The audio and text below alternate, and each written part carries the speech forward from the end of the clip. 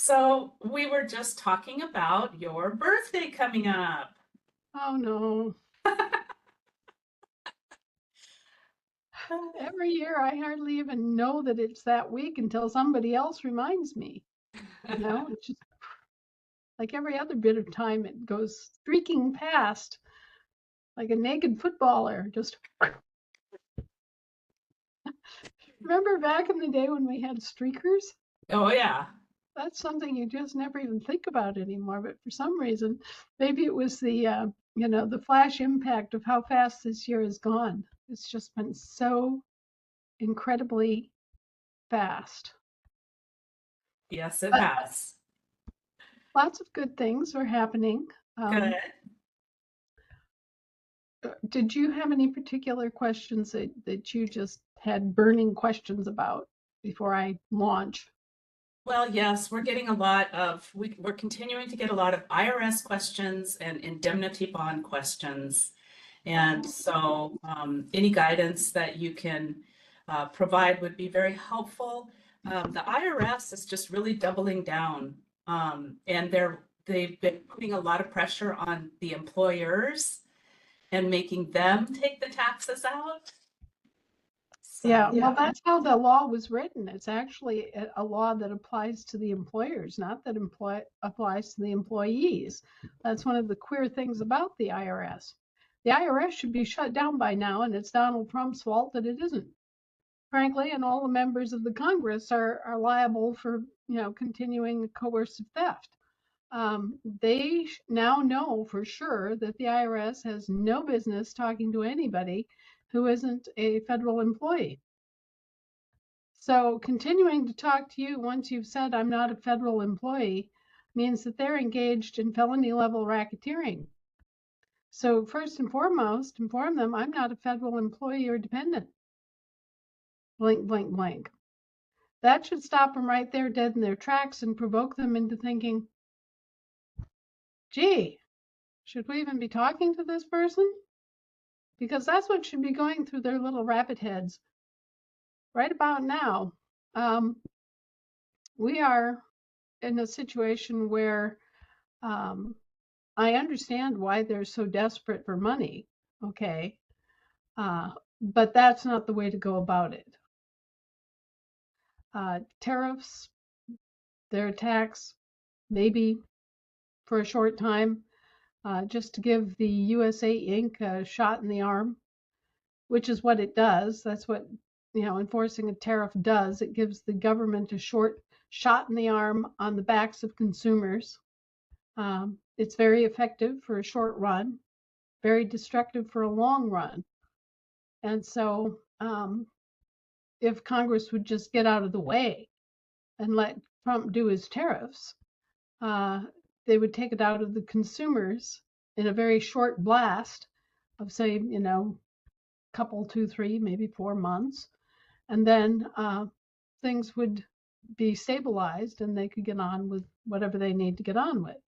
But instead, Congress is playing this really ridiculous game of thinking that they can um, respond to things like the USA scandal and all of that, or maybe not, because they think that they're Congress and they're above the law, but they're not. In fact, they're not even protected by any kind of state indemnity. They think that they have state immunity, and they don't. And so they can be arrested, they can be charged, they can be charged with all sorts of crimes, and they probably should be at this point. Anyway, IRS, you're not a federal employee or dependent. Okay.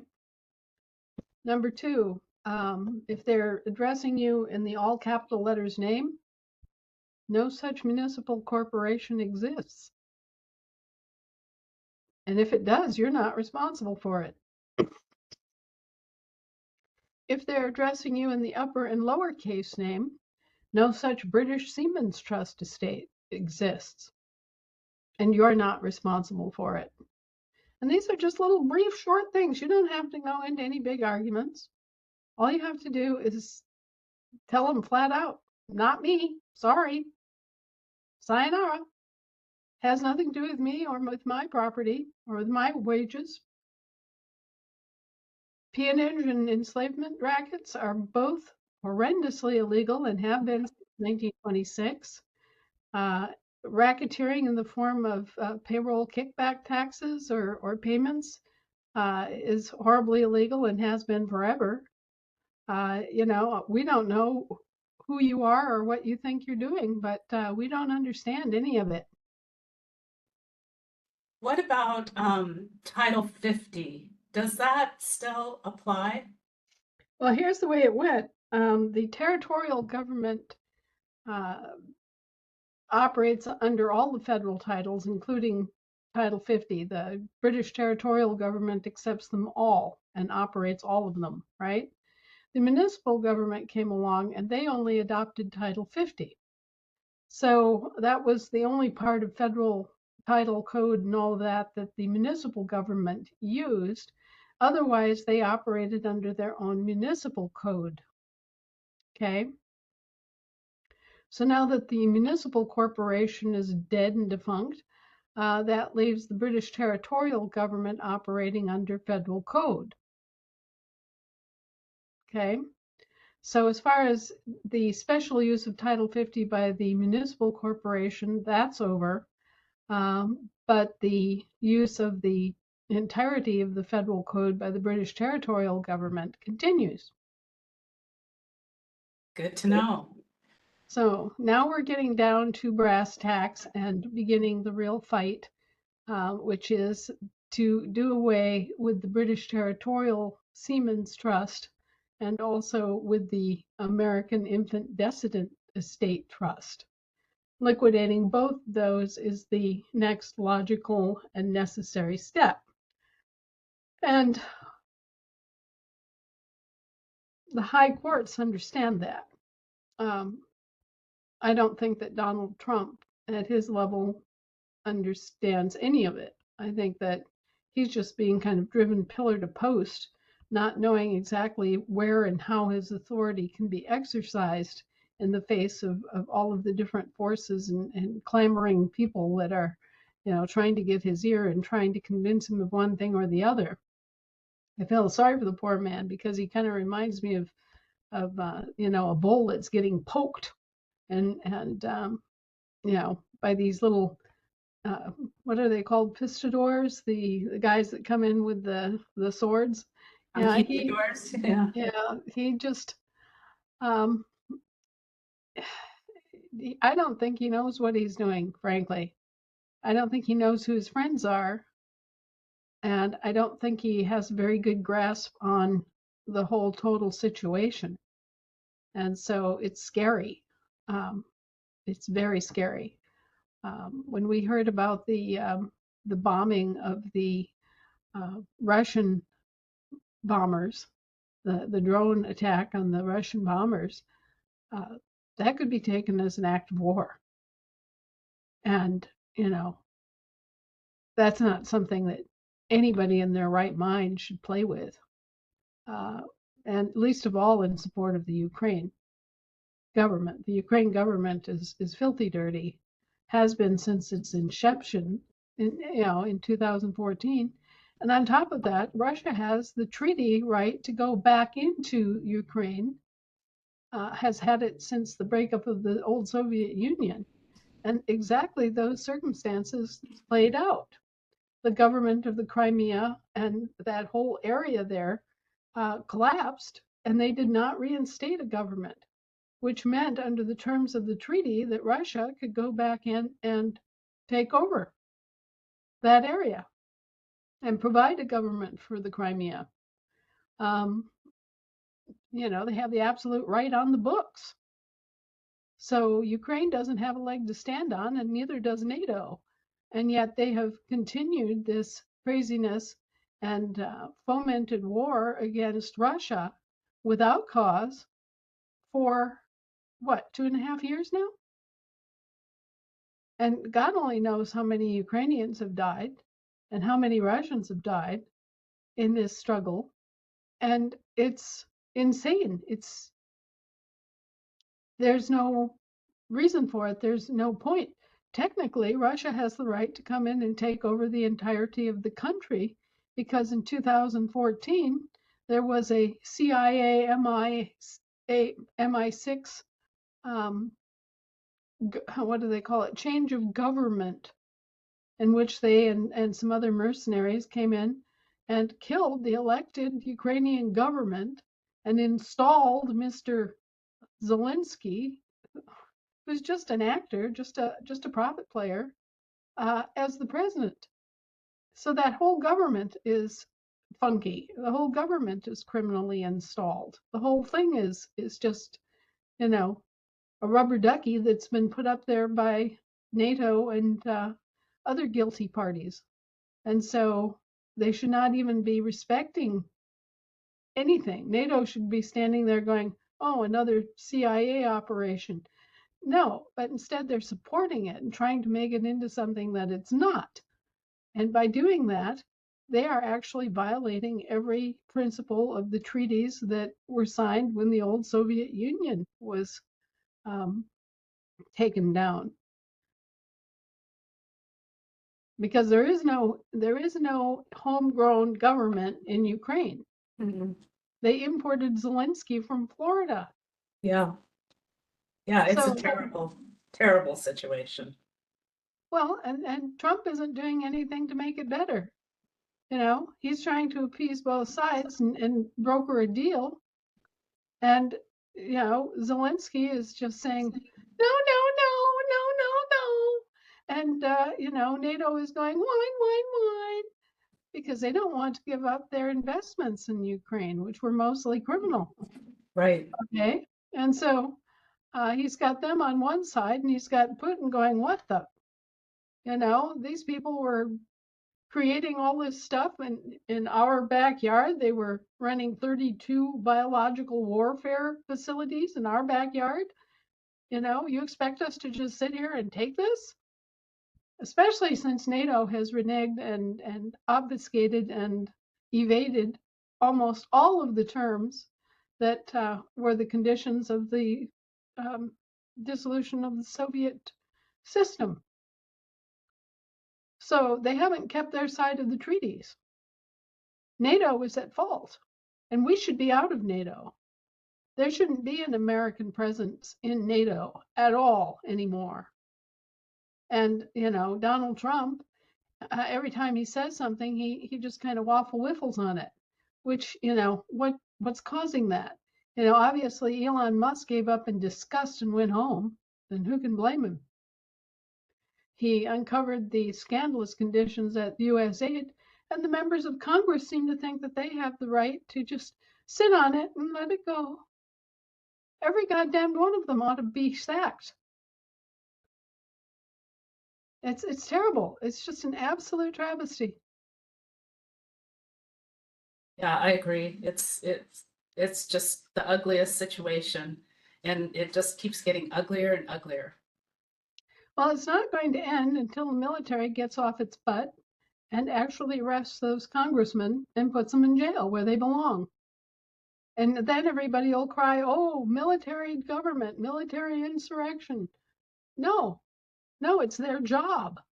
You know, when the government acts as a criminal organization, when they are malfeasance and are misappropriating funds, when they are completely negligent in their duty, then it is the military's obligation to take action against all enemies, both foreign and domestic.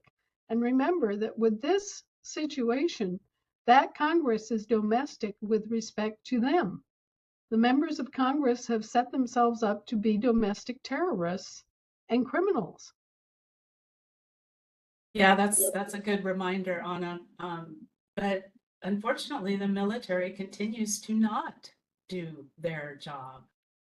Well, as far as we can see, they aren't doing anything. They aren't even obeying Trump. And Trump isn't giving the appropriate orders. So it's a mess. It's a real, true, honest to goodness mess. And I don't know, you know, I'm of the Lieutenant Dunbar school that a good day is a day in which nothing happens, nothing at all. I would prefer not to see members of Congress arrested and paraded down the street. If there were some way to avoid that and to, maintain some dignity, sanity, and forward motion toward cleaning up their side of the road, that would be much preferable. But if they're not going to voluntarily clean up their own mess, then there comes a moment when, yes, it becomes absolutely necessary for the other branches of the government to take hold and do what's necessary. Yep. We keep asking for them to do their job, but it still continues to fall on deaf ears, apparently. Well, the part of the hard part is you don't know what's going on for sure. You don't know if all this reports of all these trials, tribunal trials at Gitmo is just blowing smoke up your dress, or if it's actually happening. Now, you can observe that Gitmo has expanded, and you can observe that there are facilities in other far-flung parts of the globe that have been expanded. Uh, but so what? That doesn't necessarily mean that all of this action that they are claiming is actually taking place. I mean, they're living in a fictional world, right? So they make up these narratives, and whatever the narrative says, they take for reality. And it's the craziest thing you've ever seen, but they actually act upon these narratives as if the narratives were real.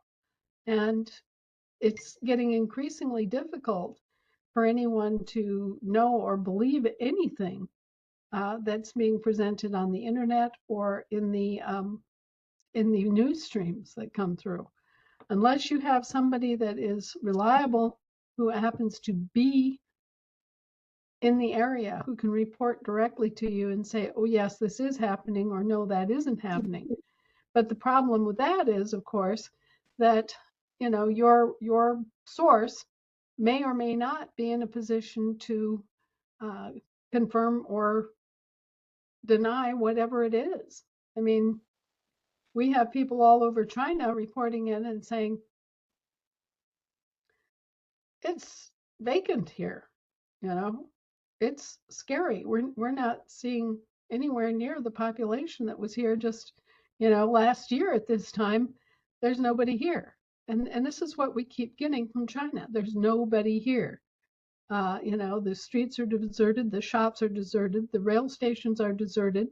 Uh, if you theorize that they all return to places in the country, which is a little bit crazy because most of the people that live in the cities abandoned the country generations ago and have no place to go back to in the country, right? If you theorize that they all return to the countryside, then you have people reporting from the countryside saying, well, there's nobody here either. Entire villages are completely deserted. Entire small towns are gone. Um, so there's something really bizarre going on in China. And that's according to our own eyewitnesses, people that we know who live in China. Okay, so huh, who knows what's going on? Have they been hit with some kind of uh, new kind of weapon? There were some photographs that came out of China that indicated some kind of a plasma weapon was being used because there were these huge, huge, huge plasma discharges in the sky that look sort of like when they flash on the sky, they look like those ancient petroglyphs that show the man. It looks like a man with their arm up and their legs spread, kind of spread eagled. Those are actually those are drawings or representations of these lightning patterns in the sky that are the result of discharging plasma weapons. And um, we have seen that in China. We've seen photographs of those uh, that have been captured and sent out of China. So it looks like, at least in some parts of China, they're using some form of a plasma weapon. Now, is this what they're using to vaporize large numbers of Chinese? We have no idea. We can't confirm or deny. All we can tell you is that according to the most reliable sources we have, which is eyewitnesses of, friends and family members and people that live in China, is that the population has been completely decimated and they no longer have over 1 billion Chinese. The guesstimate is that they have less than 300 million, which is our population. So something really, really strange is going on in China. That's bizarre. Right. And there's something very ominous happening in Africa. I mean, it seems to be good, but it's creating a firestorm of conflicting information. There's like an information war going on over about what is actually happening in Africa. The best information we have is that there are now 8 countries in Africa, in the area known as the Sahel, which is sub-Saharan Africa, especially Western Sub-Saharan Africa. But they are banding together and are actually forming the African Union that was basically an idea. Muammar Gaddafi was the most famous proponent of it, which was to use African gold to create African currency, and all of the countries joined together under this new currency, similar to what we did with the dollar. Okay? So it wasn't anything so outrageous or unusual or that hadn't been done before in other places and other countries, and it wasn't evil, but it was simply the fact that it was a gold asset-backed currency and it was coming out of Africa. And there was a leader in the 80s, Thomas Sankara of Burkina Faso, who also championed this prior to Gaddafi, and he was murdered in office. So what has happened is Thomas Sankara, it's Sankara, was assassinated in 87, and Gaddafi picked up the torch and continued to promote the idea of an African Union and an African gold-based currency standard. And then they came in 2011 and killed Gaddafi. And now we've got another leader from Burkina Faso, a young guy called Traore, and he has actually put this in play. And these other countries are rallying and are doing the same thing. They're creating gold asset-backed currencies in Africa, and then they're creating trade relationships with BRICS. Well, we should and could and need to do that ourselves, because the current system is not viable.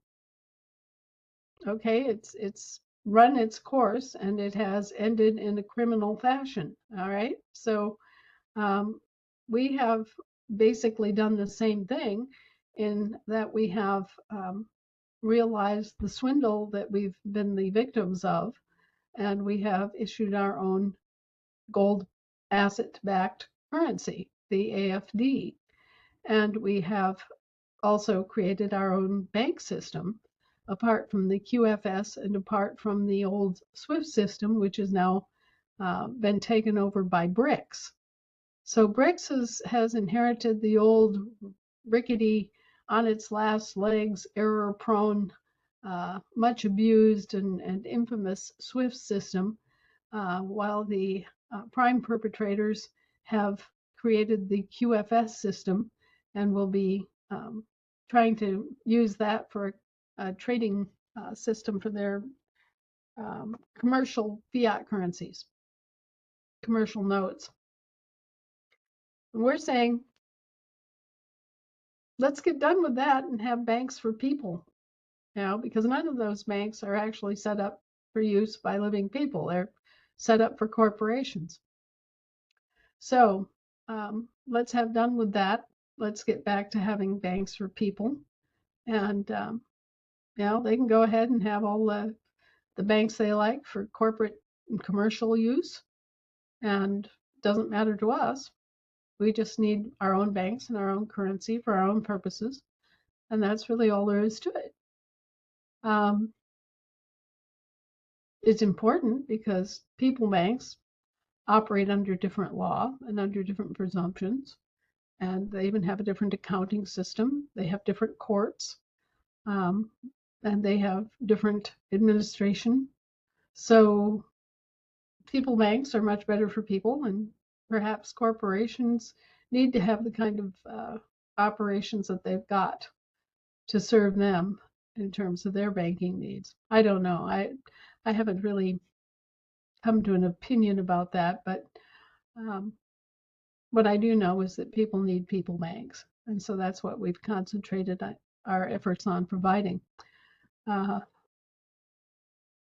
We are engaged in some high-level discussions, bringing together different asset managers and asset owners.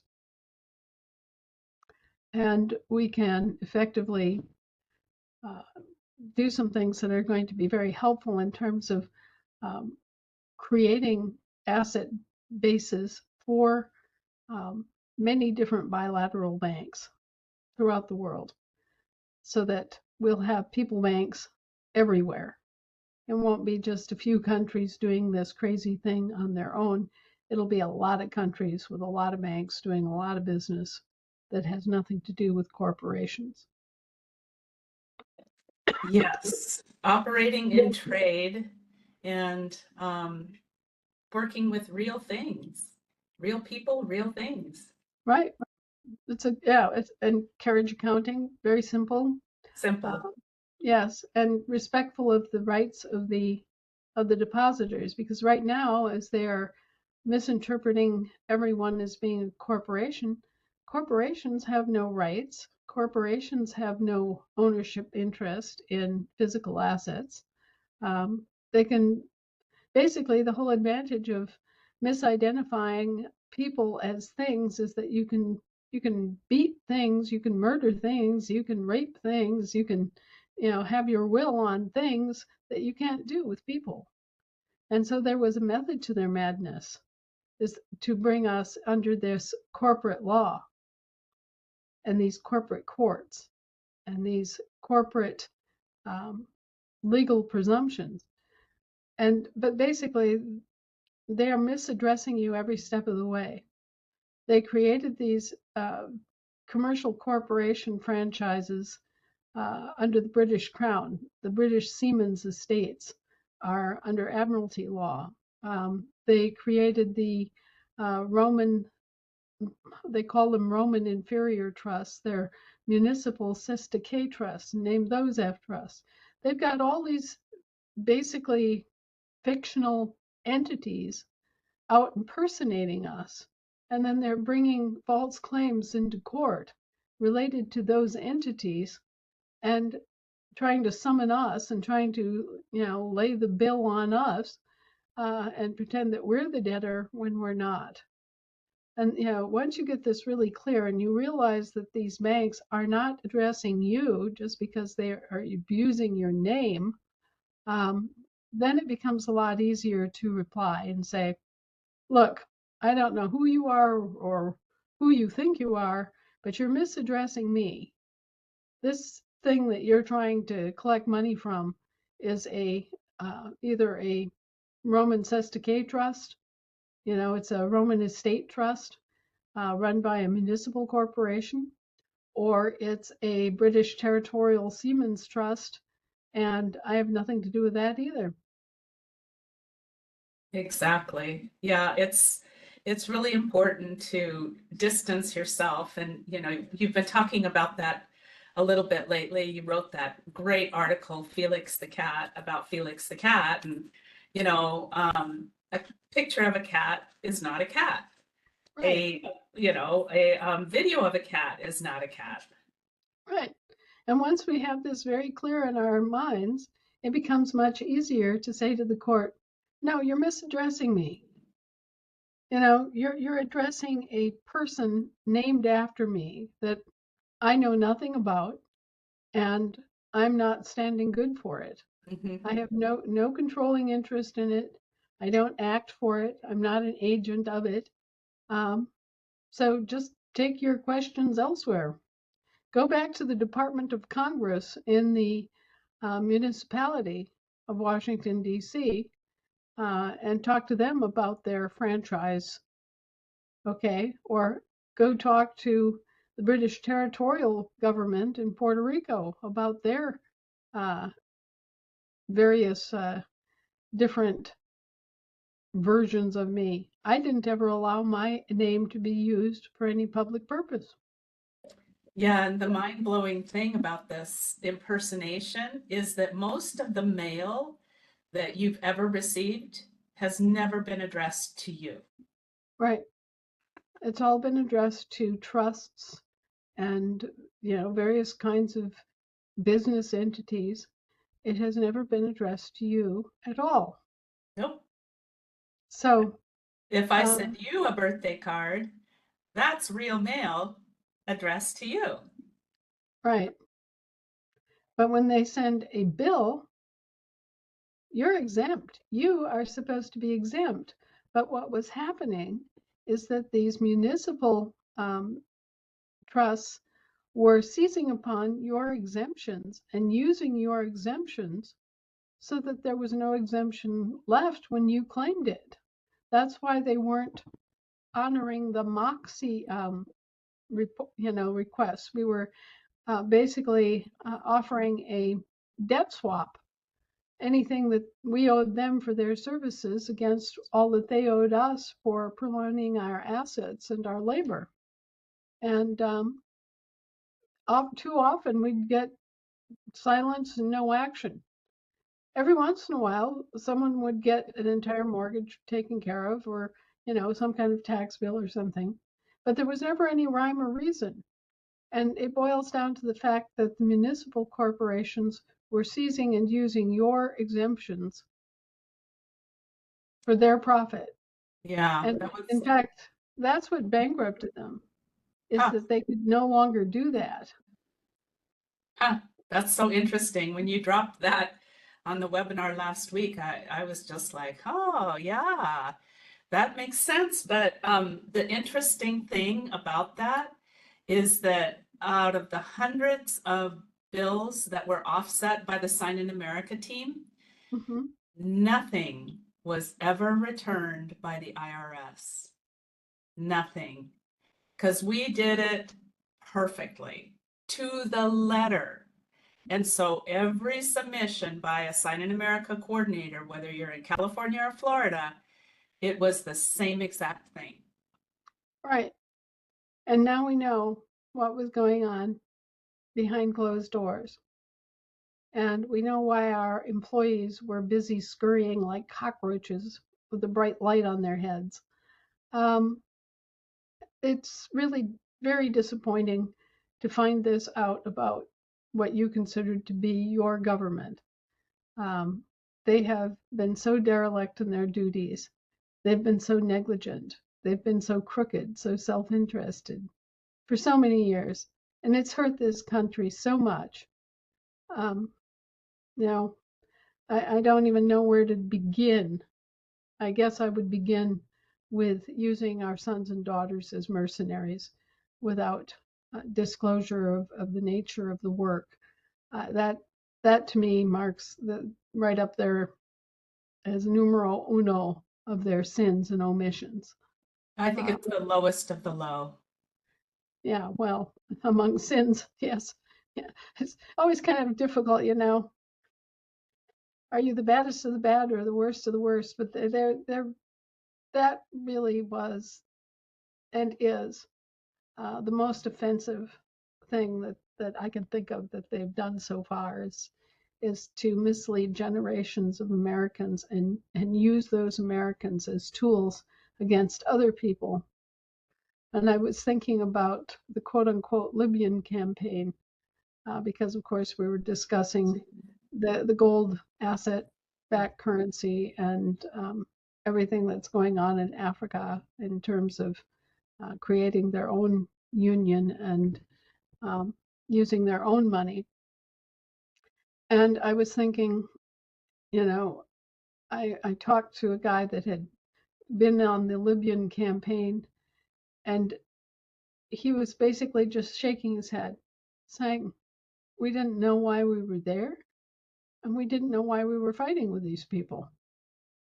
It appeared to be just completely peaceful villages, no armed insurgents, no anything like that.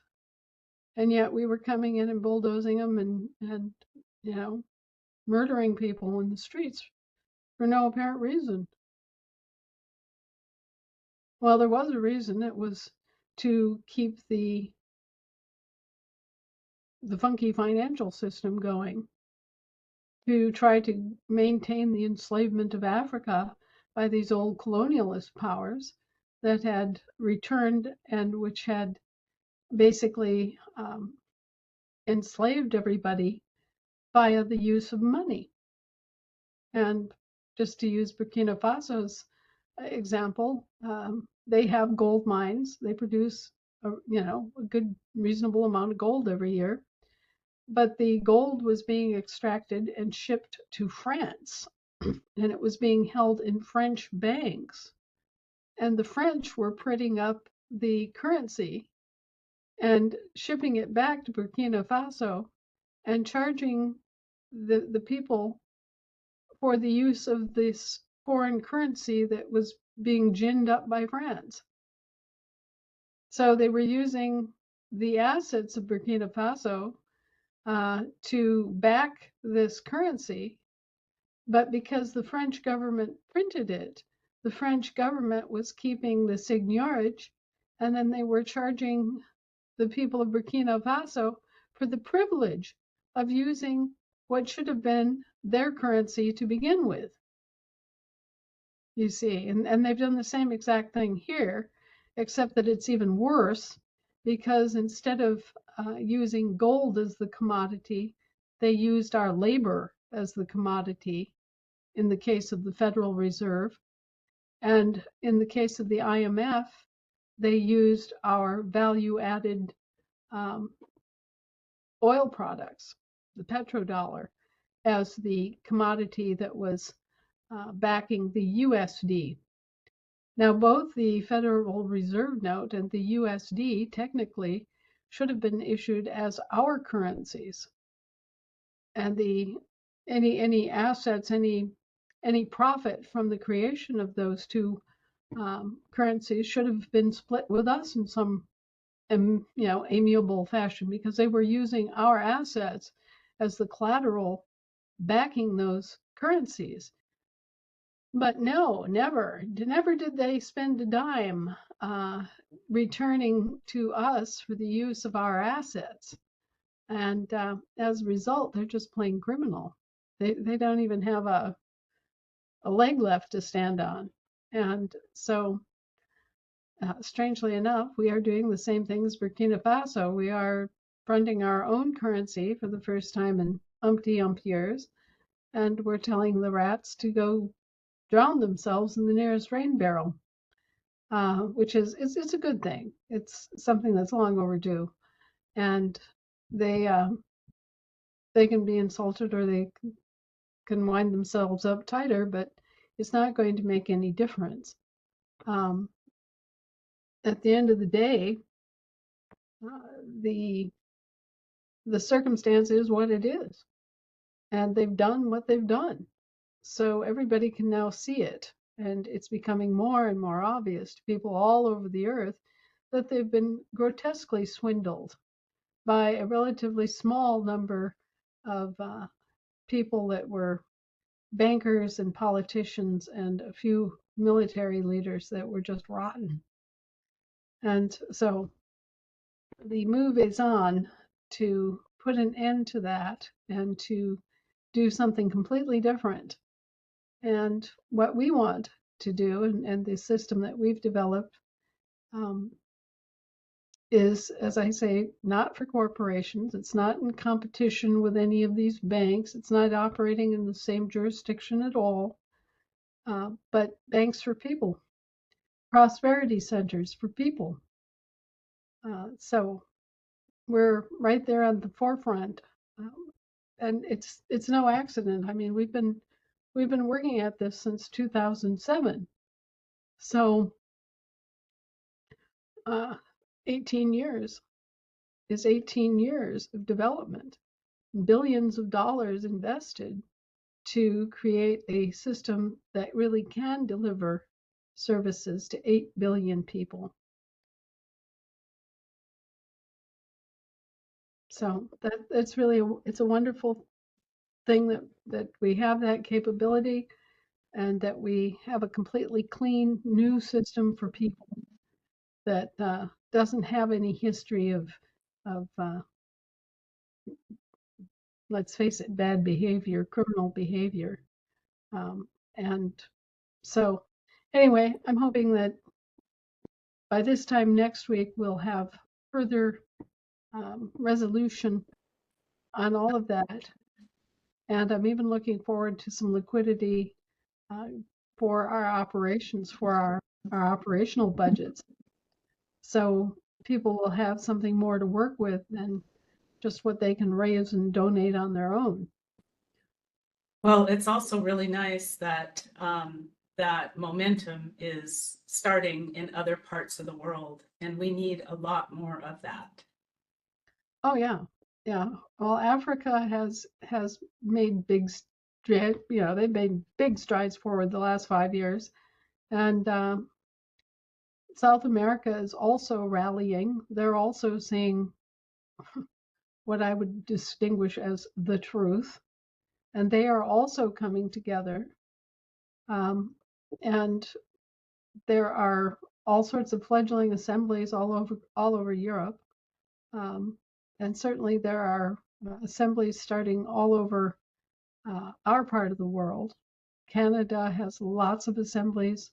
Um, Mexico has a few assemblies that are getting started.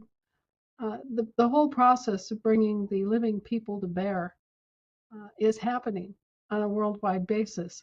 And that has to happen for us to get back to some sanity here, frankly. It's been crazier than bedbugs.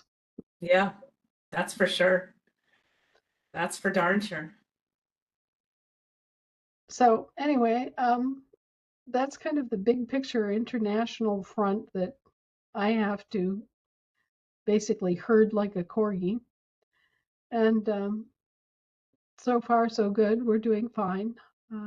We're in position to take over several multinational, transnational banks, and basically um, make some huge differences in how things are done simply by lawfully converting those business institutions and bringing them home to the land and soil again, to under land law, so that we have the sort of completion of the whole system that makes it easy for us to do all of the transactions we need to do and be able to translate multiple different kinds of national currencies in real time and do those sorts of exchange functions that are so important, that go into making it possible for you to go to your local grocery store and pay with a card or a QRC code. So we're well on our way. It's a lot more technical than you would think. We are continuing to do work on the user interface to make it simple. Americans are not used to exchanging currency. So that's one of the problems that we have here, is that it's not just a matter of, um, you know, pointing to a friend's name on the screen and hitting a little button and plugging in an amount. um, you don't know how your AFD is going to translate as a value to someone in Japan. And it's going to take a while for Americans to get used to this process of exchanging their AFD or their prepaid credits, their fiscal credits, with people in other countries and figuring out what that means and how that works. And all I can reference you to that at least a sizable number of people would be aware of is when you go to a foreign country and you have to exchange your dollars for the local currency. That's what's going on in your handheld bank when you're looking at your app and you're actually doing a transaction with, say, somebody in Japan or Malaysia or Switzerland. Who knows, right?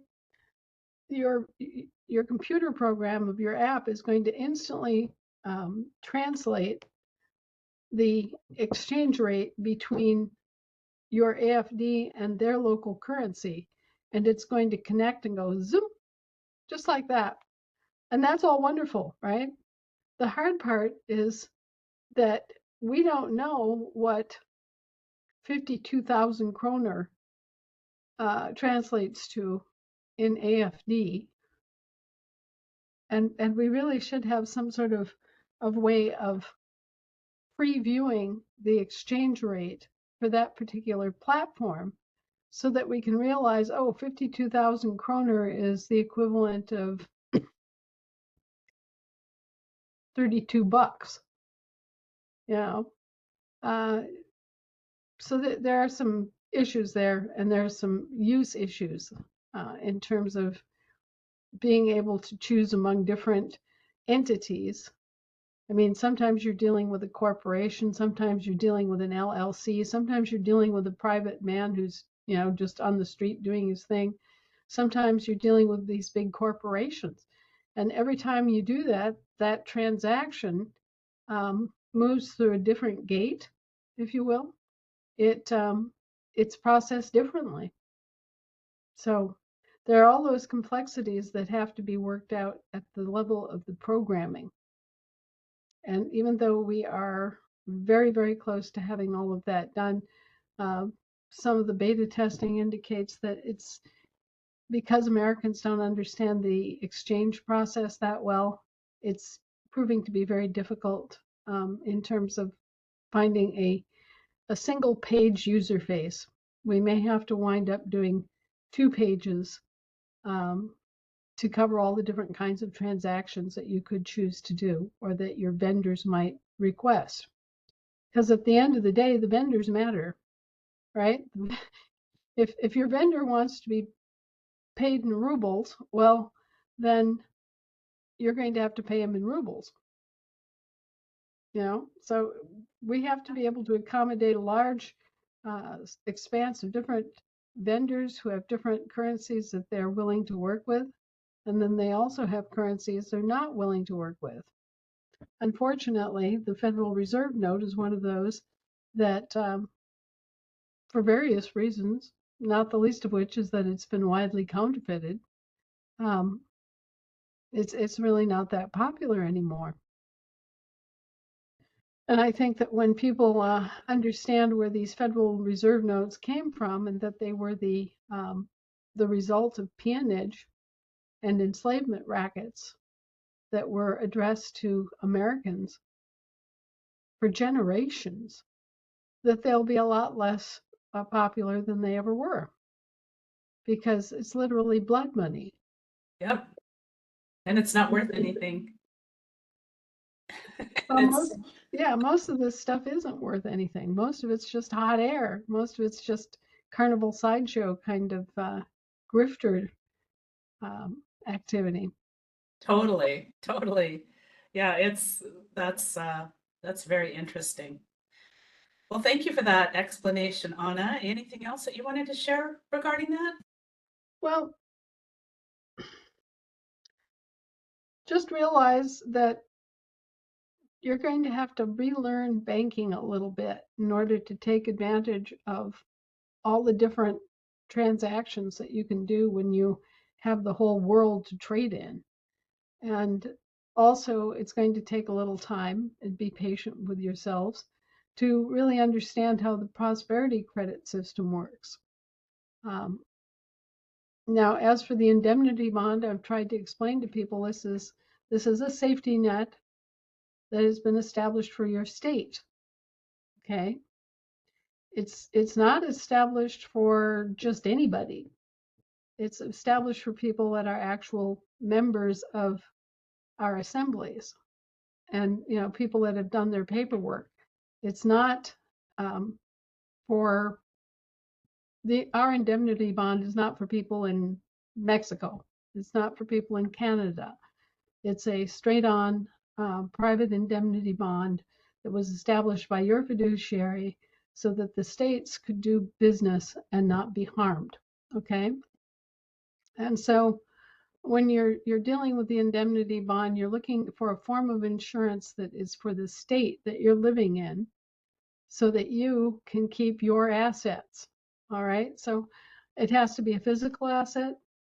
It has to be a large asset, like a house, a farm, a business. It has to be, uh, more than $50,000, say, that's at risk. And it has to be that more than, say, $50,000 in property value, right? That it represents a substantial property loss if we don't insure it, if we don't pay it up, so to speak, and demand the discharge of the debt.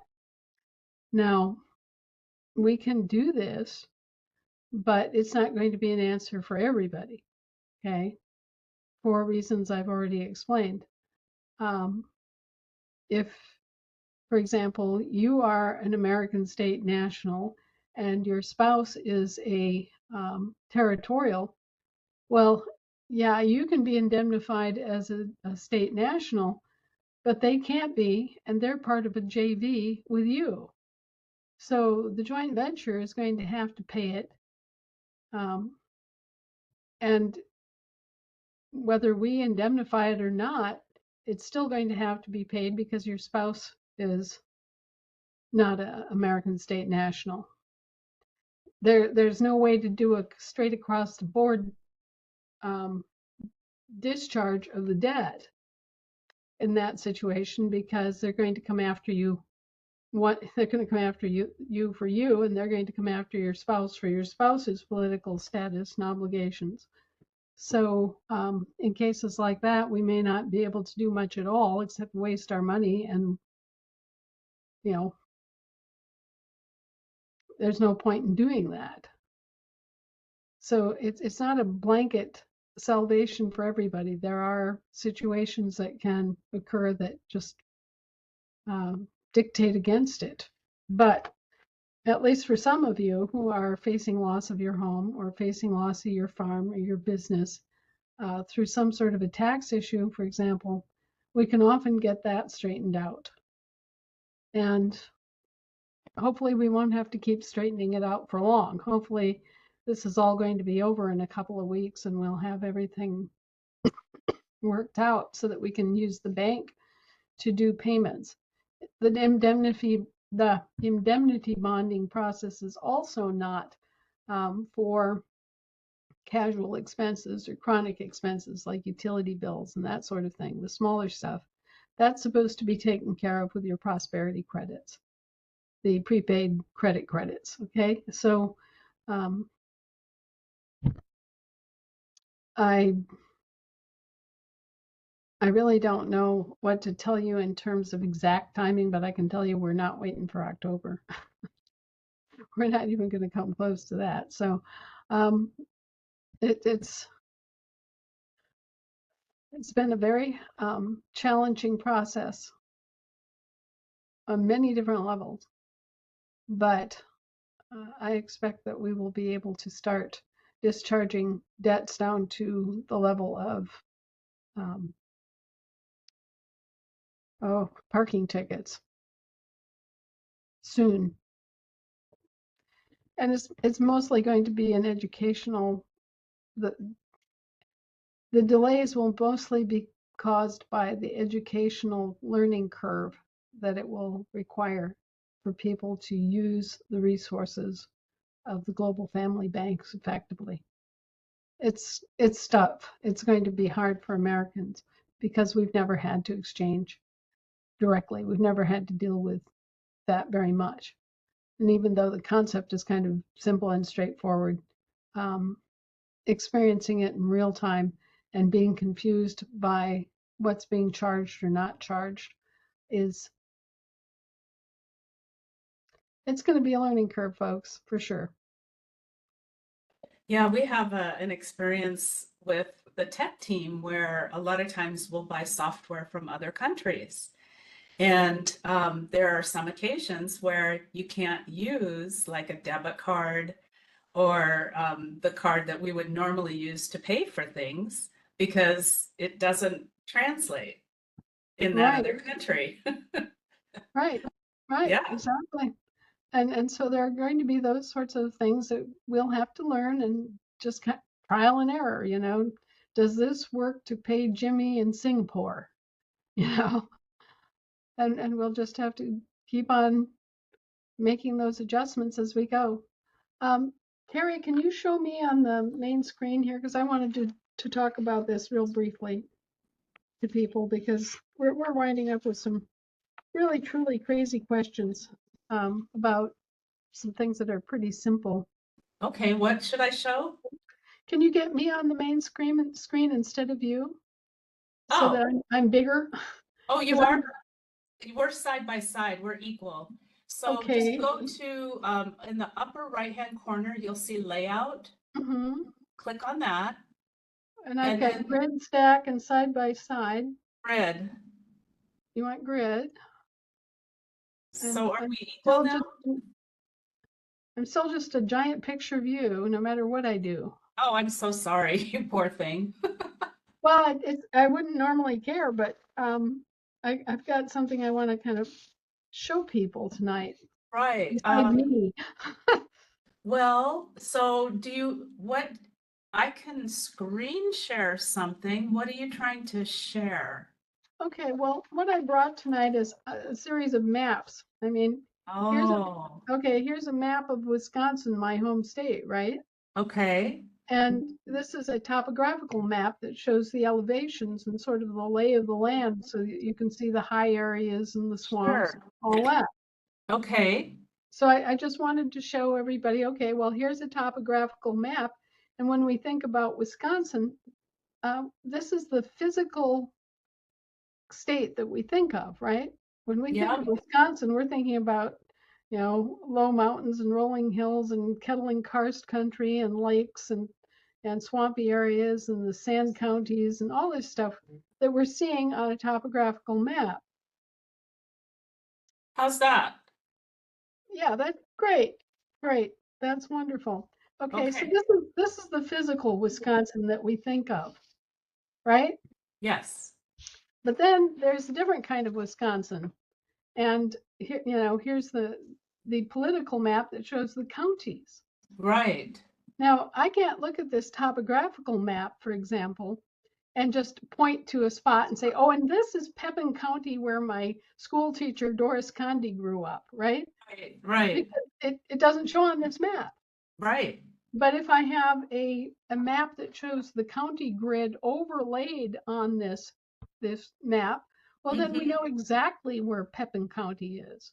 Right. So Okay. I think we might have that on Wisconsin. Let's see. Oh no, that's going to take us to, well, that takes us to the assembly.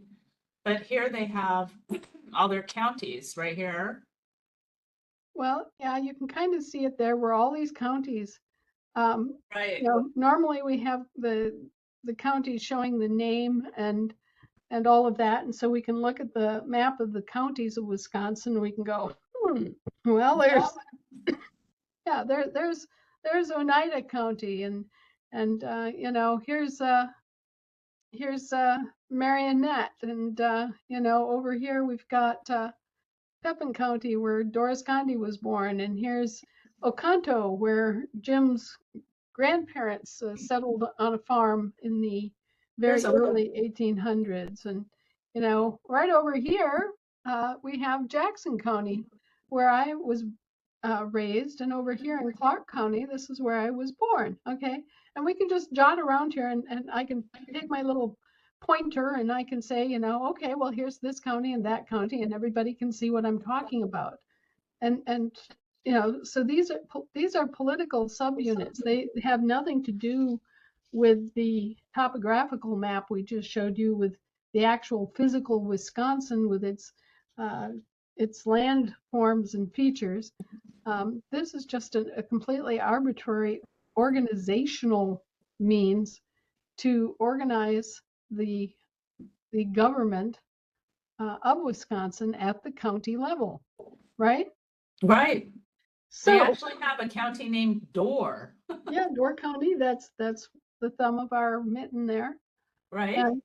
And so when you're looking at this patchwork quilt, right? Uh, this is the Union State. If you take all of those counties together and you super glue them together, right? This is what you have. It's this kind of crazy quilt of different counties that are all joined together within the boundaries of the state known as Wisconsin, right? And we take this for granted, as we grow up. Right. Um, and there's no reason why we shouldn't. I mean, there's nothing wrong about it. It's a very handy and helpful way of determining different political subunits of each state. Every state has the county map just like this, and all of them have a union state that is formed by all of those counties being connected together in a union, right? And this has nothing to do with the union during the Civil War. This has to do with the union of the counties to create the union state. And so the union states predated the Civil War by, basically 80 years. Okay, so when we're talking about the union in the Civil War, this has nothing to do with this. This has to do with the union of the counties to create the union state. So if you were to draw a line all around the edge of the islands and everything else that are included as part of Wisconsin, then you would have the union state represented on this map. Now I have another map that just shows Wisconsin as um, as a whole. Okay, and this is just a map in which Wisconsin is there. There's no crazy quilt here. There's just the state, right? There's just the outline of the state, and it could be colored or not. It could show water features or not, but that would show you the State of the Union. Okay, the State of the Union is the integral state that isn't chopped up into counties. Okay, and when you say State of the Union, what are you implying? You are implying that there is a state that is called the Union State, made up of all these counties, and the State of the Union is a international state that belongs to the Union State. You see, the Union and the State of the Union. Now, people are all confused about this. And I think it's because they're thinking of it backwards.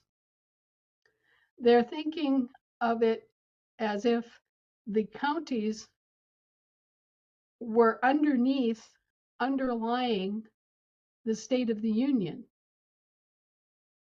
as if the counties were giving rise to the State of the Union in some way, in a physical sense.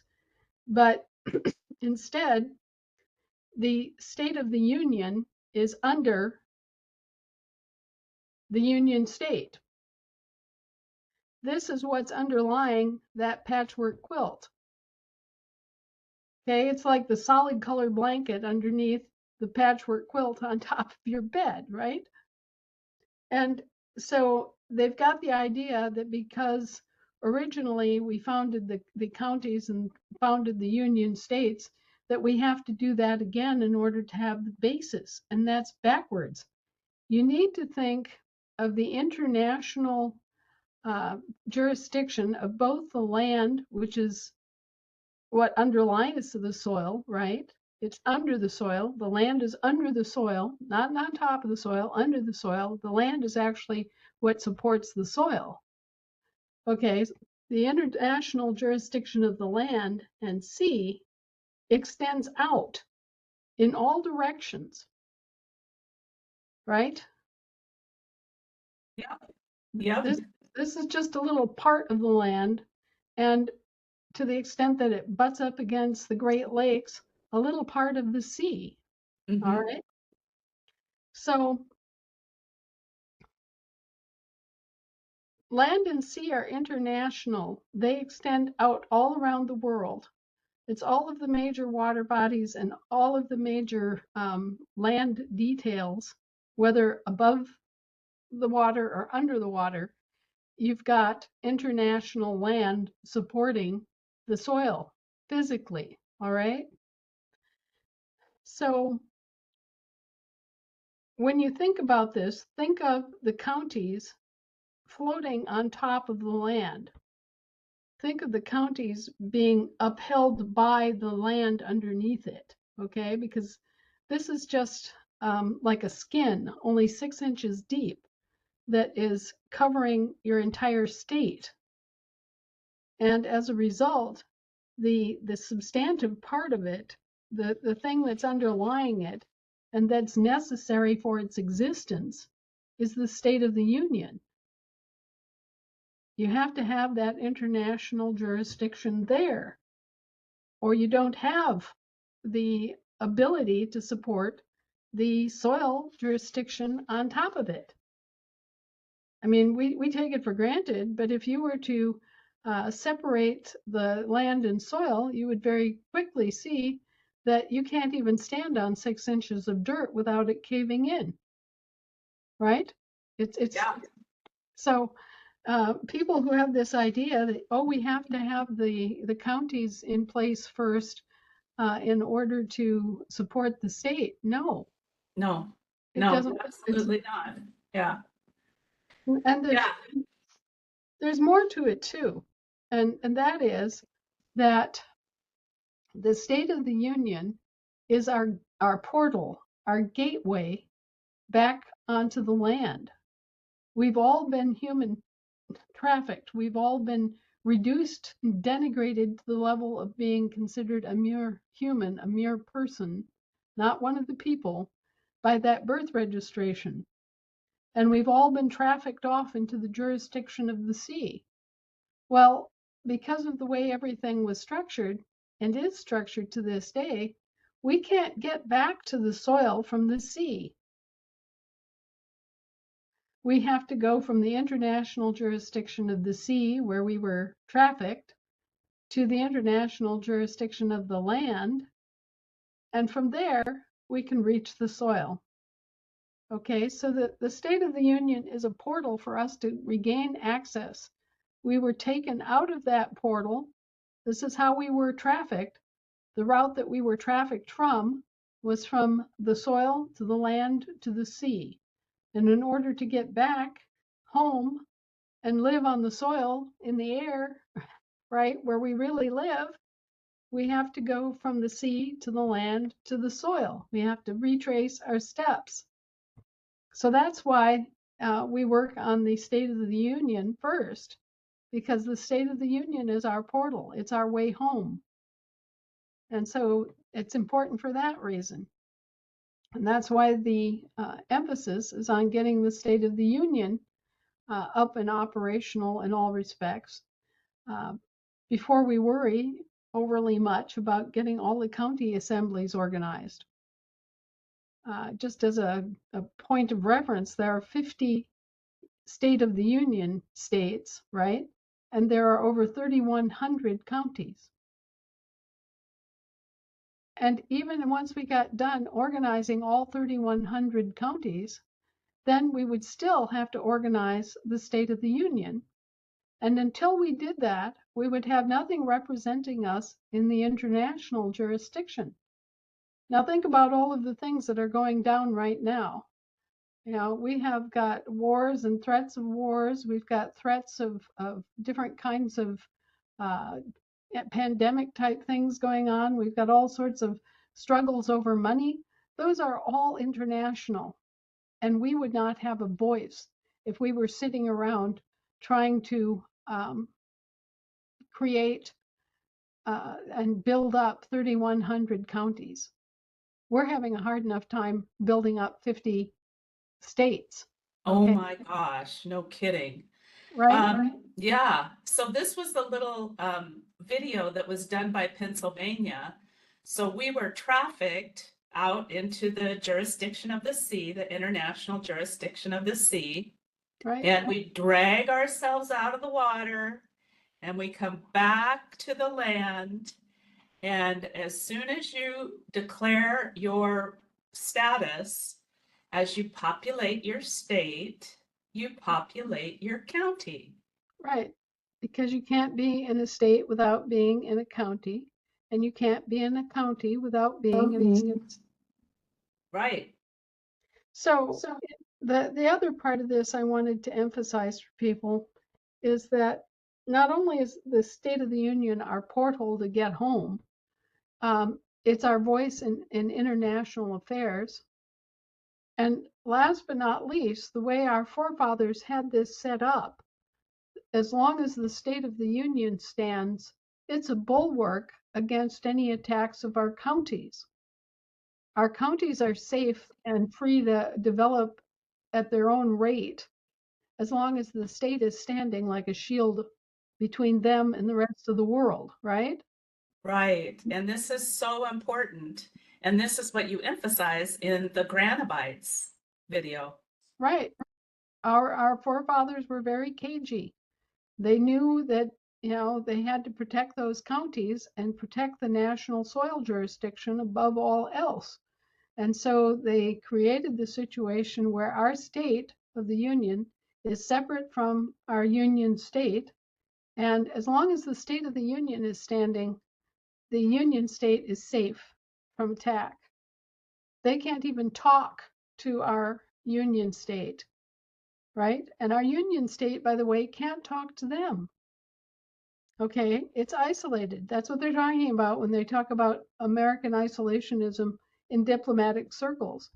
You get the impression that they're talking about us being snooty or us not wanting to be part of international affairs.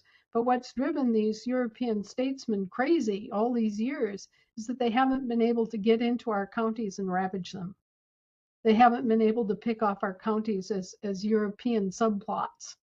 Okay, and as long as the State of the Union is in the way and is open for business and is conducting business, they can't come ashore and mess with our counties.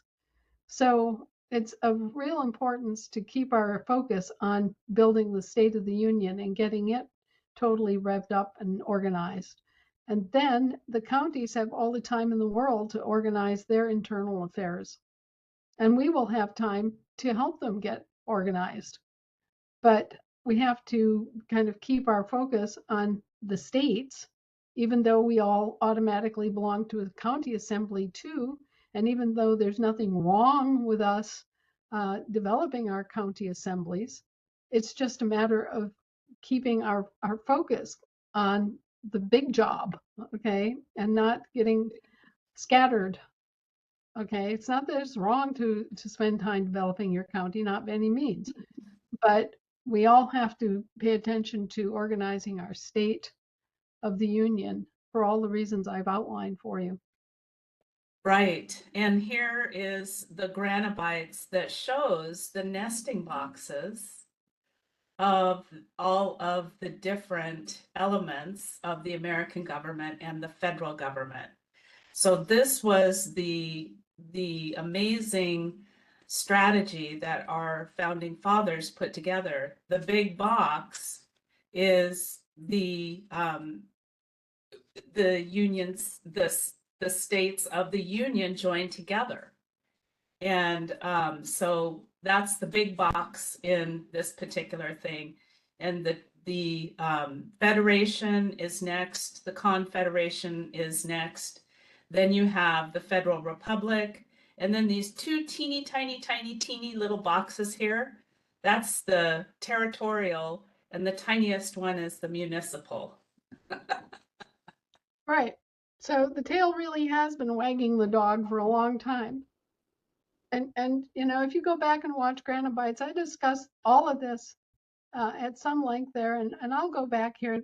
I keep telling Shannon we have to break away and do some more Granobytes and use just simple um, props like these maps to show people what we're really talking about.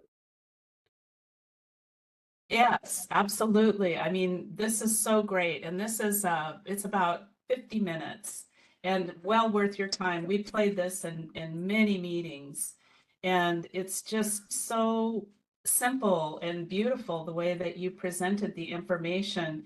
And these images just stick with you. So, you know, now every time I think of the territorial subcontractor, I just start cracking up because it's a teeny tiny little box. Right. Right.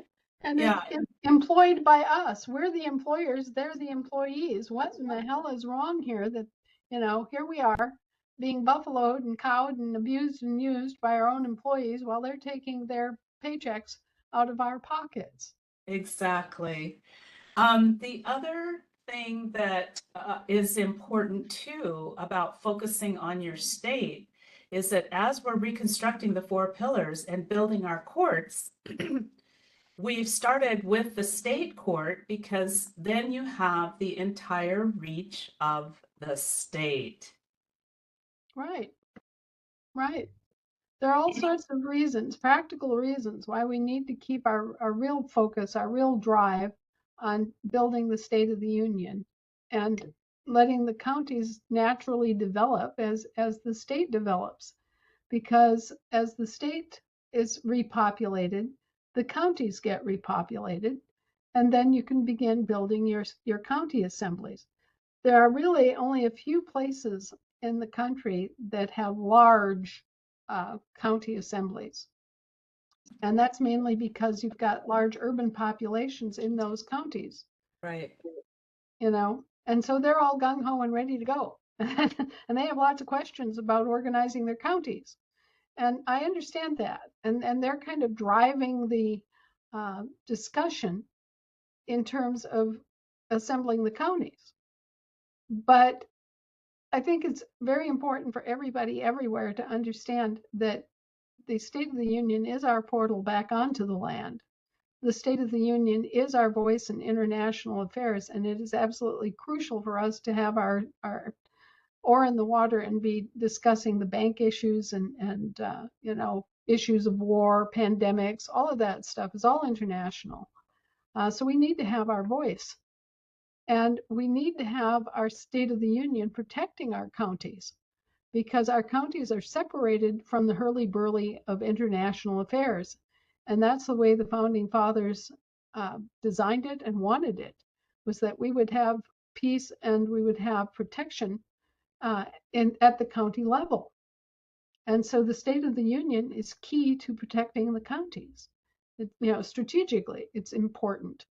And we really don't need the counties to support the State of the Union per se, because the counties, being the soil level, are actually supported by the state. If you don't have the land jurisdiction underneath the soil, then you can't keep the soil.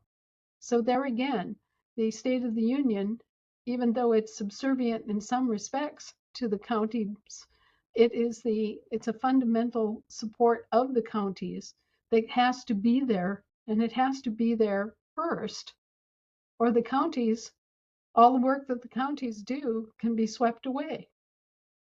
So, you know, for all these reasons, the State of the Union is critical to build. And that's why we put the emphasis on building it first and then bring the counties along in a more organic, as they develop fashion. And again, there's nothing wrong with No, beginning to organize your state assembly. And there's nothing wrong with organizing your county assembly. It's all perfectly right. It's just that you have to realize that even though the county is the government that carries the national soil jurisdiction and is, actually the first instrumentality of the sovereign government of the people, right? Um, it is in its little isolated condition for its own protection. which is a wise, wise thing. Because in the county, that's where your communities are. Right. That's where that's where you actually live and breathe and eat and those types of things. And Right. you want that to be isolated. You want that to be peaceful. You want that to be focused on what is important. What is important to living men and women? Right. Living your life, being safe in your own home. Right. And so that's why our government is organized like that. And this is where, again, I want to emphasize to everybody that I've told people this, but they don't seem to quite get it.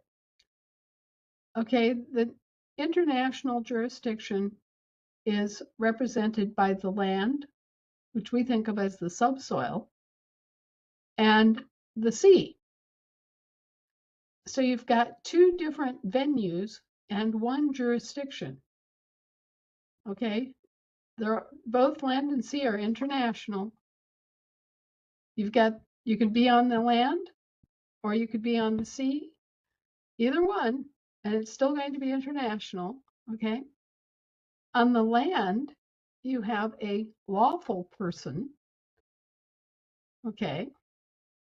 And on the sea, you have a legal person. All right.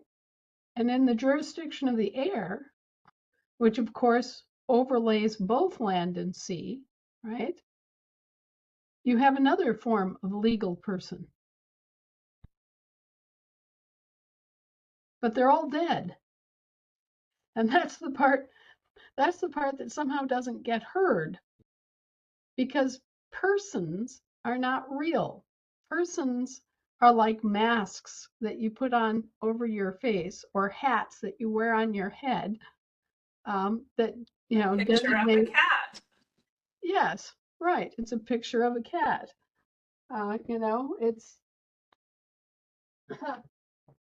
not meaning to reprise a famous trick, but all of a sudden I'm a lawful person. I'm operating as a lawful person. I put on my lawful person hat, right? And that tells you that that's what I'm doing, right?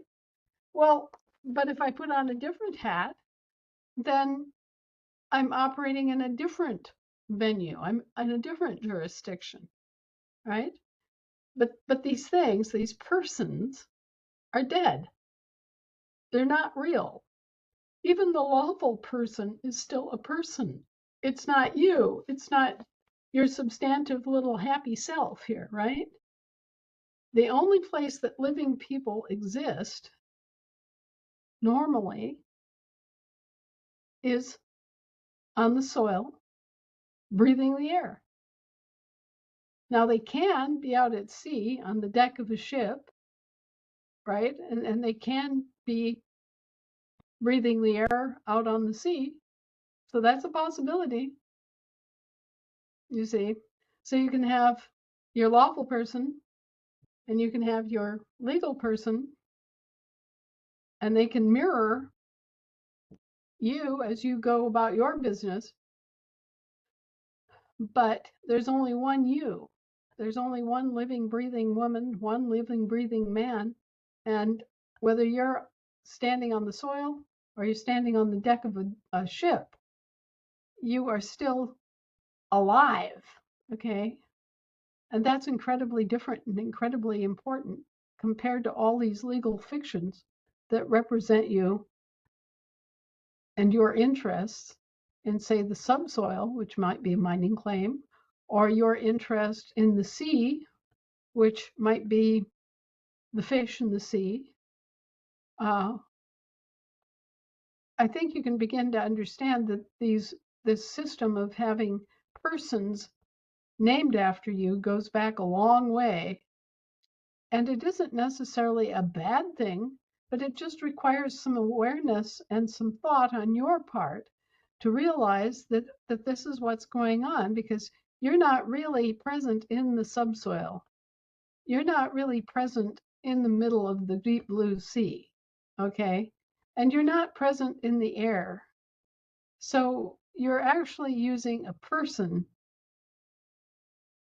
You're wearing a different hat, or you're using a picture of your cat to deal in these areas, to deal in these different jurisdictions.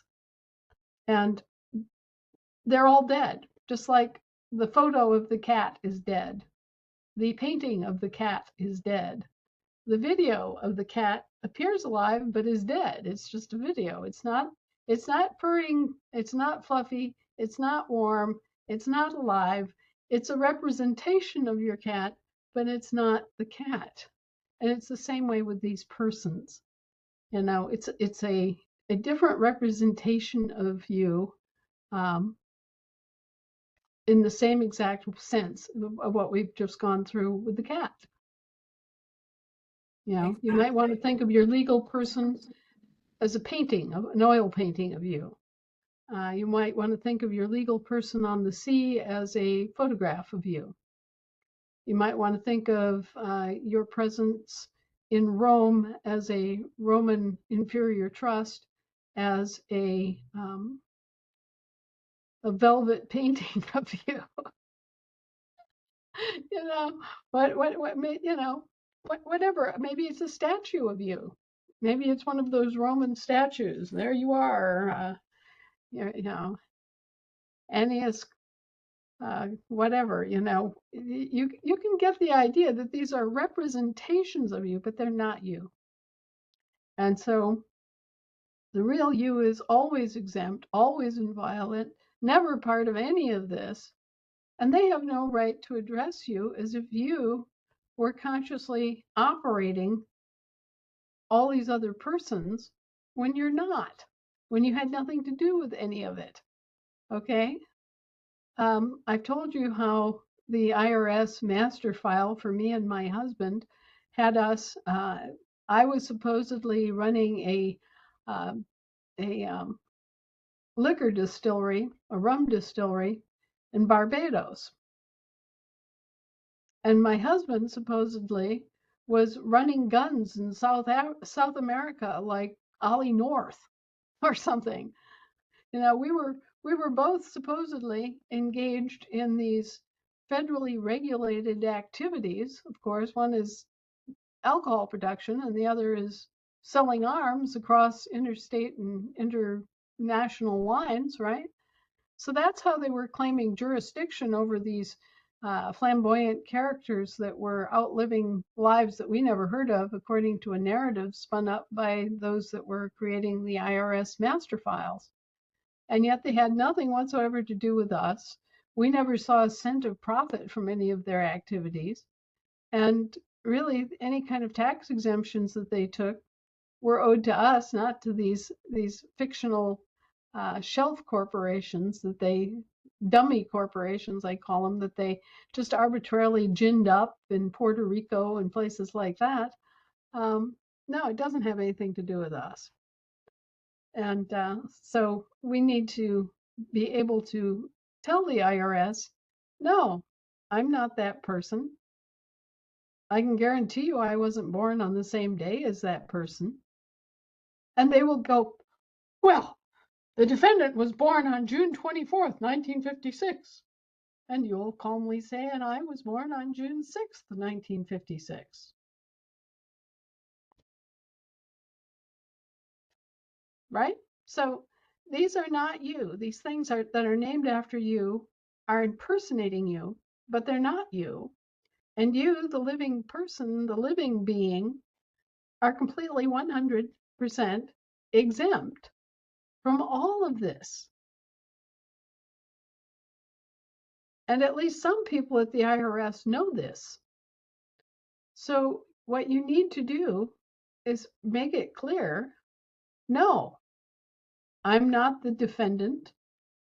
I'm not associated with any of this. I don't allow my name to be used for any public purpose. I don't accept solicitations. I don't have any part of any of this. And I don't want any part of any of this. I want and demand to be treated with respect. I want my exemption to be honored. I want to be left alone. I do not have any federal income. I'm not a federal employee and I have no federal income. And even those of you who are retired and who do have income coming back in the form of Social Security payments, I have no unearned federal income. And that's where it all gets laid down, because you, as a retiree, can live wherever you want, under whatever government you want, and that is absolutely guaranteed by the Expatriation Act, which is still very much alive and enforced. So, if you don't want to live in the British territories as a little shelf corporation in a box in a big computer system, okay, you don't have to. If, once you are retired, that is your golden key. That is you have every right to tell them, up yours, buddy. I can have my, whatever I earned as a retirement shipped to me anywhere. And by the way, you have no right to be on my state soil trying to collect from me. Our state's never agreed to the IRS coming ashore. Think on that. Nice one. Yeah, because these are all coming out of places like, I don't know, Puerto Rico. Fresno, California. Oh, one of the famous sanctuary cities Yeah, that claims that it's an international city-state, right?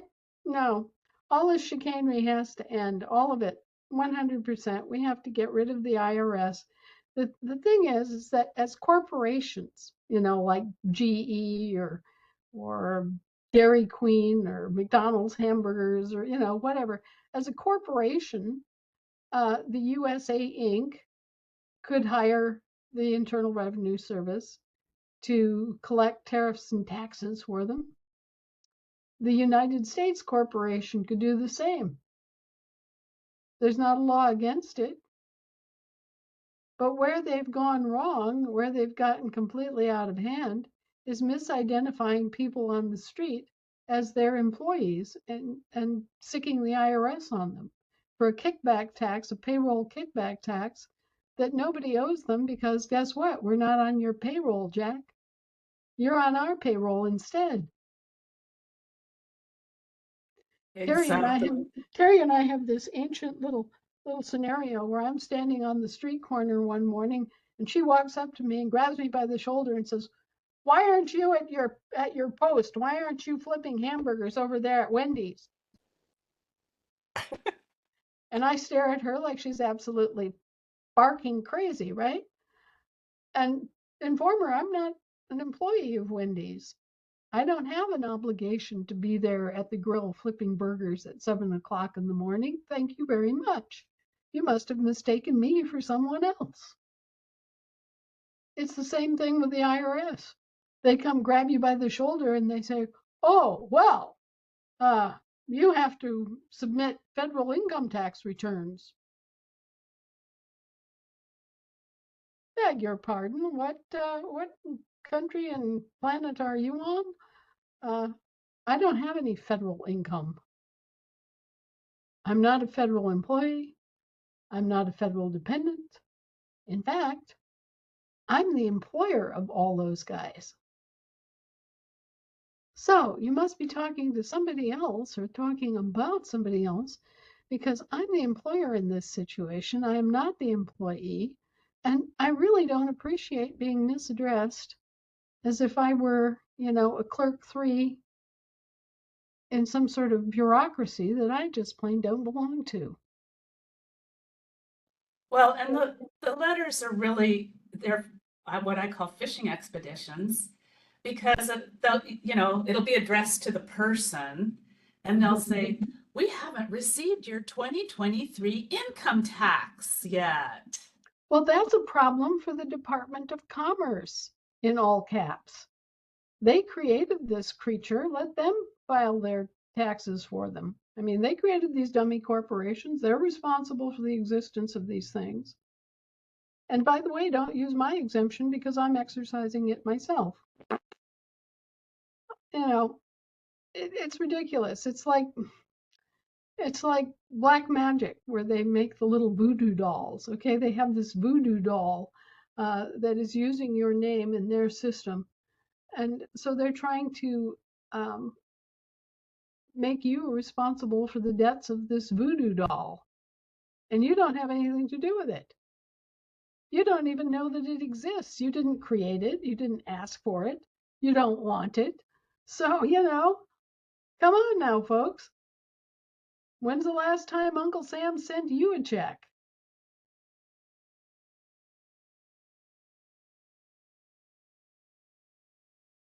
You have no federal income. That is the God's honest truth.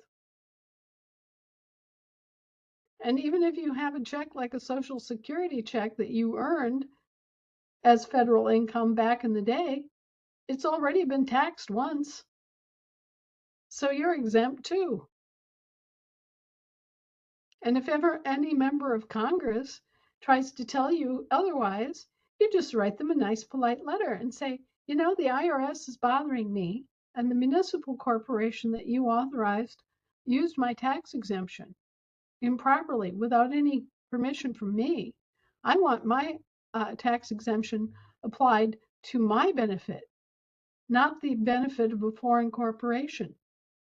And just give your quote unquote congressional representative a good boot in the butt, because these people have been so negligent and it has cost you so much money that they should all be taken out and strung up. For And I'm not sure. being violent. I'm just giving you an opinion of a learned judge or justice, if you will, that they have broken the law in about 52 million ways. And those lapses in due diligence and duty have resulted in death and dismemberment. Yep, absolutely. Anna, we do have a an item called next steps after sending your revocation letters, where if they try to contract with you through a fishing expedition letter, Mm-hmm. we've got templates that people can use right here. So I will include this link with our webinar replay so that people can come right to the information here. And many times they'll send that coupon or voucher with the phishing letter.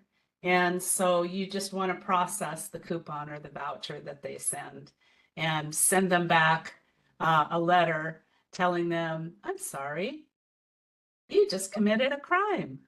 Well, and a lot of people have, they have exercised their exemption. They've returned the voucher, and then 6 months, a year, 2, 3, 4, 5 years later, they'll get a claim back from the IRS pretending that you didn't return the voucher and claim your exemption, right? At which point you trot out your correspondence, you have your little IRS file, and you say, okay, well, looky here.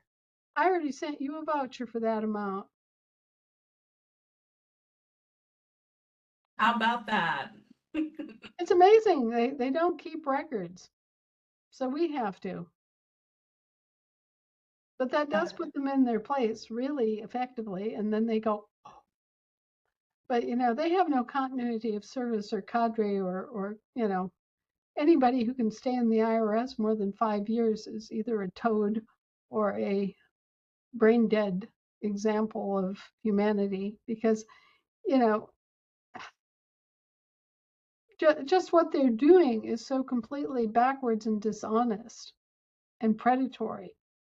I mean, no normal person could stand it. I really struggle with people who work for the IRS and they love it, but people who work in the jails say the same thing. Oh, I like it here. Well, I guess it takes all kinds. I wouldn't last with the IRS more than a nanosecond. But then I have less than no sympathy for the Inquisition either. And you have to realize that the IRS is the Inquisition. They literally were founded as the Inquisition. And this has been going on for a very, very long time. The modern IRS is um, a secular rendition of the Dominican order. And the Dominican order is the one that conducted the Inquisition. And they're using, interesting enough, they are using the Spanish law of the Inquisition, which is still available to them at various points, like in Puerto Rico, the Commonwealth of Puerto Rico, which is a British Commonwealth. Okay. So Puerto Rico is not American, it's British. That's flag one. But it's also a former Spanish country.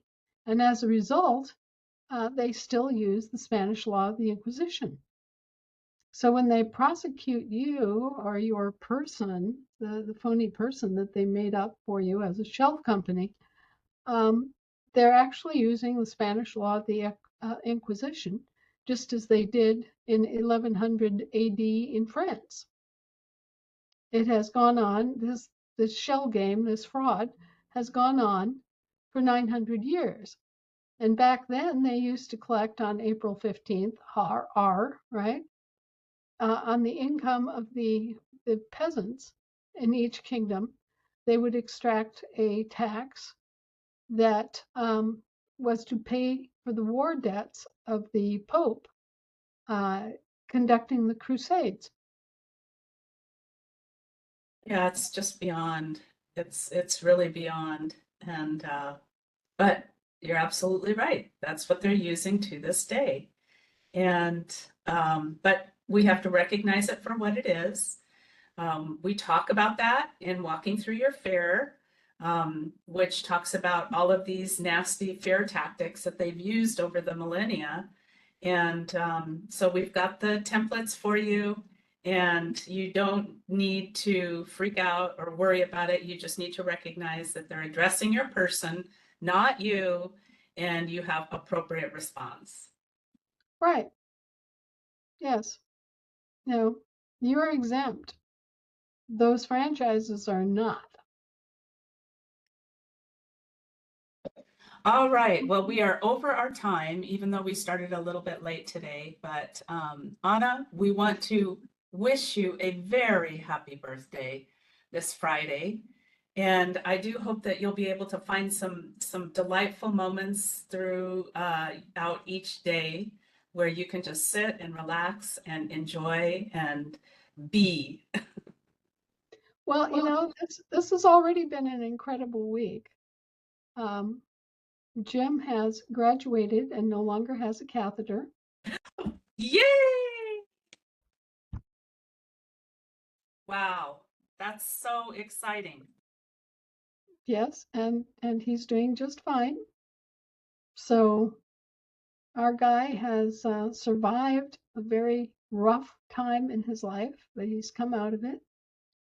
Um, Harold is also doing fabulously, much better. It's hard to believe he just got out of the hospital, He but is out of the hospital.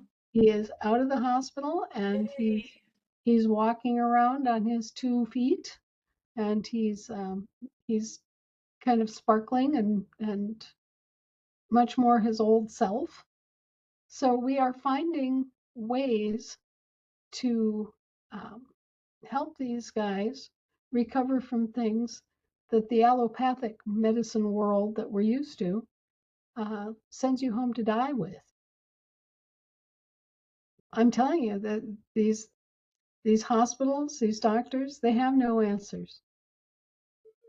You have to go to Ayurvedic medicine from India and Chinese medicine to find answers, because all these hospitals are good for are things like, you know, a broken bone, maybe. And then you have situations like Harold where he broke his arm and they didn't even put it in a cast and immobilize it. They just put it in a sling, which you could buy out of any medical supply store, and left him in a sling for 6 weeks in pain that whole time with nothing to stabilize the arm.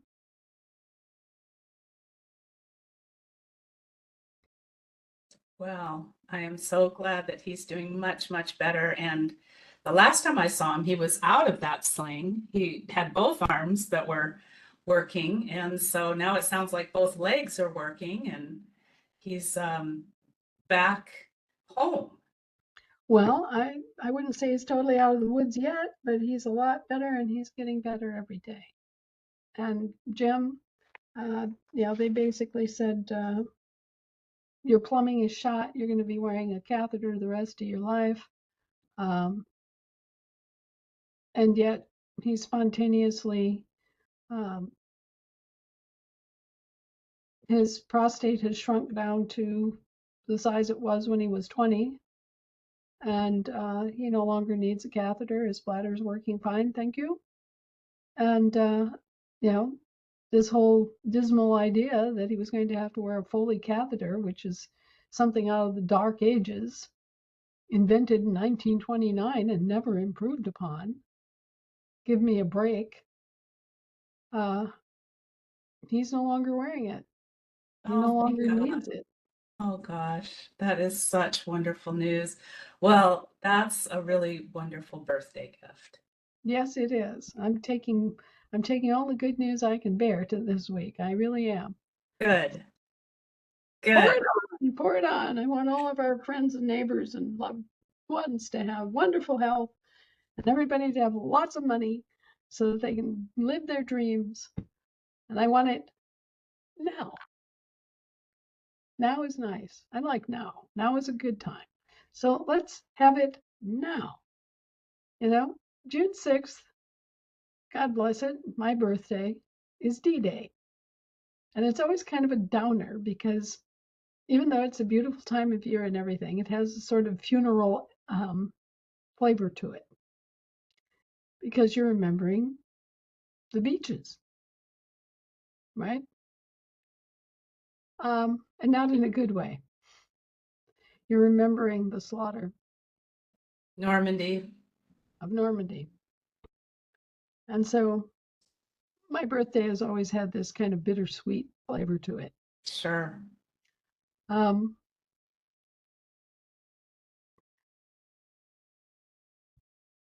and I don't expect that it'll be any different this year, except that we're in a position to build new dreams and new experiences. And so let's think of June 6th as a new June 6th, New a new day. beginnings.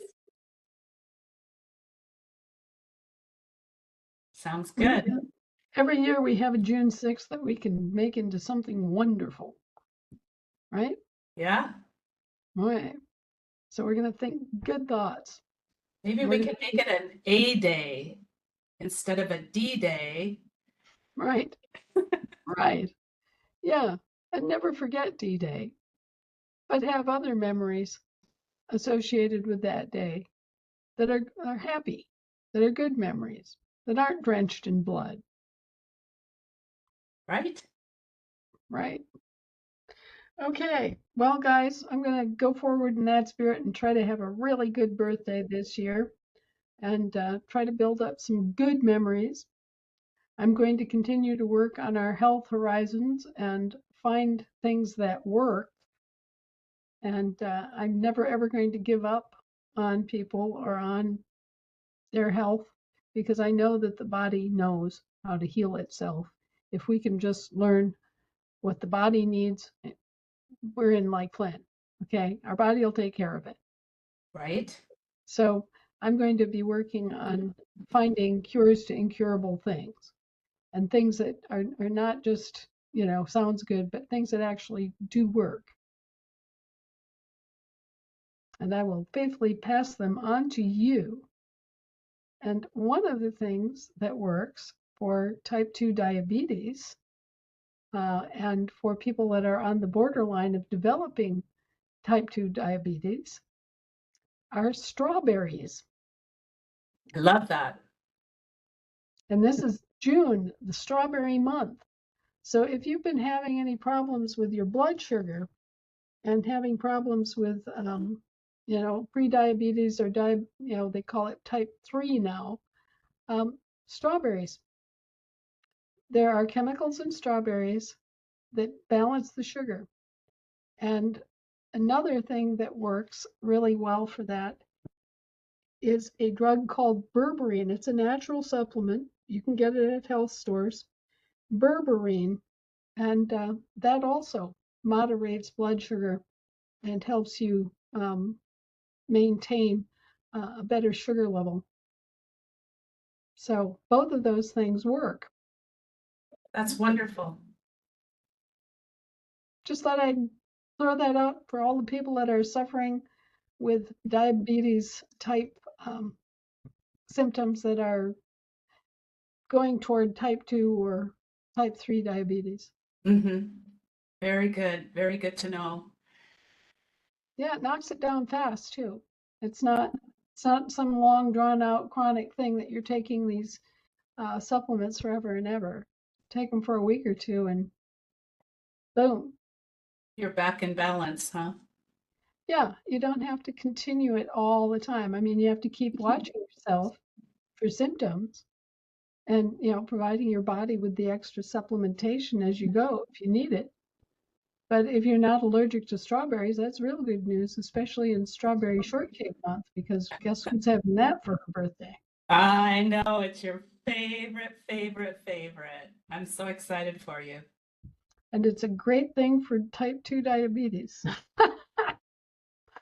Not that I have that, thank goodness, but those That's little probably ones, why you don't have it, because you love strawberries. I have loved strawberries all my life. I used to go to the Alma Center Strawberry Festival religiously when I was growing up. And I have had strawberry shortcake for my birthday for the past 50 years. So, hey, yeah, I'm a strawberry advocate, no doubt about it. It's one of my favorite plants. I love the little white flowers or pink flowers. I love the silly looking berries with their little caps. Even my dog loves strawberries. So, I mean, come on. But Oh, if you're not allergic to them, the chemicals in strawberries will help you avoid diabetes as you grow older. It will help with your diuretic problems, and it will help balance your blood sugar. that's So, wonderful. yeah. So, just think of me on my birthday with my pile of strawberry shortcake and probably one candle because we don't want to frighten the neighbors. Well, I can just picture it right now, so I'll hold that in my heart all week long. And Jim will be sitting right beside me, Wonderful. probably wearing shorts and showing his skinny legs to the sun. Sounds like a fantastic week. Well, let's go for it, and we'll keep going forward and making progress with all our big projects with the bank and with the recoupment actions and with the replies to the IRS and everything. All of it. Go forth and conquer, guys. I hope that our little map session helped people to kind of visualize, the relationship between the counties and the union state and the state of the union, and gives you a better feeling for why we're going at what we're doing the way we are and why we're concentrating on rebuilding and getting the state of the union up and on its feet first. Hmm. Absolutely. Okay, Absolutely. love you all. Hope you're all just happy and fine and having a wonderful week. God bless you, Anna. We send our love and our gratitude and our birthday wishes for a wonderful week for you. You too, Terry. Have a great week. And be sure and spend a little time in your own happy place. For sure. Good night, everybody. God bless.